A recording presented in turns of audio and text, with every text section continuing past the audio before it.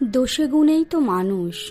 তাই সংসার হোক বা কর্মক্ষেত্র, কেউ আপনাকে সাহায্য করবে, ভালোবাসবে, সামনের দিকে এগিয়ে নিয়ে যাবে। আবার এমন কিছু মানুষকে জীবনে পাবেন যারা আপনাকে সাহায্য তো করবেই না, উপরন্তু আপনার নিন্দা করে, আপনাকে ছোট করে আপনার কাজে বাধার সৃষ্টি করবে। তো সেই সমস্ত দুষ্ট লোকেদের সাথে কিরূপ ব্যবহার করতে হয় তা কত সহজে শেখাচ্ছেন আমাদের ঠাকুর। ঠাকুর শ্রীরামকৃষ্ণ নরেন্দ্রকে বললেন, নরেন্দ্র, তুই কি বলিস? সংসারী লোকেরা কত কি বলে। যারা এই ঈশ্বর ঈশ্বর করে, ধর্ম ধর্ম করে, তাদের সংসারী লোকেরা নিন্দে করে। এই যে তুই ঈশ্বরকে দর্শন করবার জন্য যে আমার কাছে আসছিস, তোকে যদি কেউ নিন্দা করে তুই কি মনে করবি? তখন নরেন্দ্র আত্মবিশ্বাসের সাথে বললেন, আমি মনে করব কুকুর ঘেউ ঘেউ করছে। শ্রীরামকৃষ্ণ তখন সদ্য কলেজে পড়া নরেন্দ্রকে বললেন, না রে, অত দূর নয়। অর্থাৎ সেই মানুষগুলোকে হীন ভাবতে মানা করলেন। কত সুন্দর শিক্ষা দিচ্ছে দেখুন। যারা আমাদের নিন্দা করছে, কাজে ক্ষতি করার চেষ্টা করছে, তাদের প্রতি মনে খারাপ ভাব রাখতে মানা করছেন। কেন জানেন? কারণ তিনি বলছেন, ঈশ্বর তো সর্বভূতে আছেন। তোর মধ্যে যেমন আছে তেমন ওই দুষ্ট লোক বা মন্দ লোকটির ভিতরেও আছেন। তবে কি বলতো, মন্দ লোকের কাছ থেকে একটু তফাতে থাকতে হয়, আর ভালো লোকের সাথে মাখামাখি করতে হয়। কত সুন্দর উদাহরণ দিয়ে বলছেন দেখুন। নারায়ণ সবার ভিতরে আছে, তা বলে বাঘকে জড়িয়ে ধরা চলে না। যদি বলো বাঘ তো নারায়ণ, তবে তাকে দেখে কেন পালাবো? তার উত্তর, যারা বলছে পালিয়ে এসো, তারাও তো নারায়ণ, তাদের কথাই বা শুনবে না কেন? বিষয়টি আরও সুন্দর করে বুঝিয়ে দেওয়ার জন্য একটি গল্প বললেন। কোনো এক বনে একটি সাধু থাকেন, তার অনেকগুলি শিষ্য। তিনি একদিন শিষ্যদের উপদেশ দিলেন যে সর্বভূতে নারায়ণ আছেন, এইটি জেনে সকলকে নমস্কার করবে। একদিন একটি শিষ্য হোমের জন্য কাঠ আনতে বনে গিয়েছিল।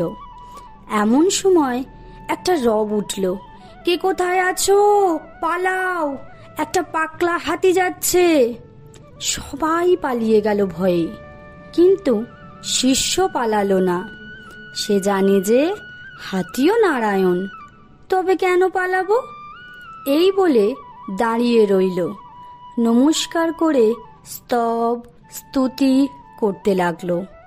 এদিকে মাহুত চেঁচিয়ে বলছে, পালাও পালাও। শিষ্যটি তবুও নড়ল না। শেষে হাতিটা শুঁড়ে করে তুলে নিয়ে তাকে এক ধারে ছুঁড়ে ফেলে দিয়ে চলে গেল। শিষ্য ক্ষত বিক্ষত হয়ে অচৈতন্য হয়ে পড়ে রইল। এই সংবাদ পেয়ে গুরু ও অন্যান্য শিষ্যেরা তাকে আশ্রমে ধরাধরি করে নিয়ে গেল আর ঔষধ দিতে লাগলো। খানিকক্ষণ পরে চেতনা হলে ওকে জিজ্ঞাসা করলে, তুমি কেন হাতি আসছে শুনে চলে গেলে না? সে বলল, গুরুদেব যে আমায় বলে দিয়েছিলেন যে নারায়ণই মানুষ, জীব জন্তু সব হয়েছেন, তাই আমি হাতি নারায়ণ আসছে দেখে সেখান থেকে সরে যাই নাই। তখন গুরু বললেন, বাবা, হাতি নারায়ণ আসছিলেন বটে, তা সত্য, কিন্তু বাবা, মাউত নারায়ণ তো তোমায় বারণ করেছিলেন। যদি সবই নারায়ণ, তবে তার কথা বিশ্বাস করলে না কেন? মাউত নারায়ণের কথাও শুনতে হয়। শাস্ত্রে আছে অপ নারায়ণ, জল নারায়ণ, কিন্তু কোনো জল ঠাকুর সেবায় চলে, কোনো জলে আঁচানো, বাসন মাজা, কাপড় কাচা কেবল চলে, কিন্তু খাওয়া বা ঠাকুর সেবা চলে না। তেমনি সাধু অসাধু, ভক্ত অভক্ত সকলেরই হৃদয়ে নারায়ণ আছেন, কিন্তু অসাধু অভক্ত দুষ্ট লোকের সঙ্গে ব্যবহার চলে না, মাখামাখি চলে না, কারোর সঙ্গে কেবল মুখের আলাপ পর্যন্ত চলে, আবার কারোর সঙ্গে তাও চলে না। ওইরূপ লোকের কাছ থেকে তফাতে থাকতে হয়।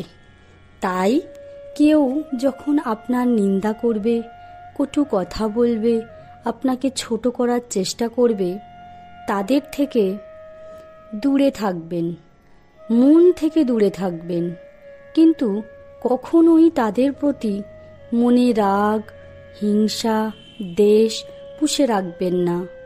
মনেতে রাখবেন কেবল ঠাকুরকে। দেখবেন মন কষ্ট কমে যাচ্ছে।